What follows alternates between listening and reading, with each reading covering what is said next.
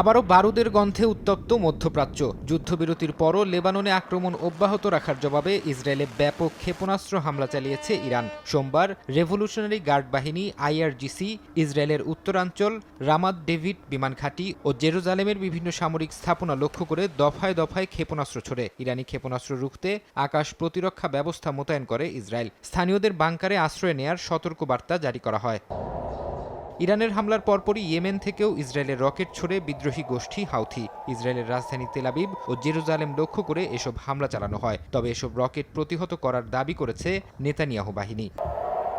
Iran ইয়েমেনের সমন্বিত হামলার জবাব দিয়েছে ইসরায়েলও। তেহরান, ইস্পাহান, তাবরিজ, কারাচ সহ বিভিন্ন শহরে বিমান হামলা চালায় আইডিএফ। এ সময় বিভিন্ন শহরে বিস্ফোরণের শব্দ শোনা গেছে। তবে ইরানের গণমাধ্যমের দাবি, তেহরানে হামলা হয়নি। আপনি কি রিসেলার? হোলসেল প্রাইসে সেরা আইটি প্রোডাক্ট খুঁজছেন?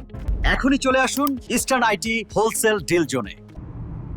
এদিকে ইরান ইসরায়েল পাল্টাপাল্টি হামলার মধ্যেই সৌদি আরবে মিসাইল অ্যালার্ট সাইরেন বেজে ওঠে। দেশটির রাষ্ট্রীয় গণমাধ্যম জানায়, আল খার্জ এলাকায় এই সতর্কবার্তা দেয়া হয়। সেখানে প্রিন্স সুলতান বিমান ঘাঁটি অবস্থিত। পরে সতর্কবার্তা প্রত্যাহার করে নেওয়া হয়।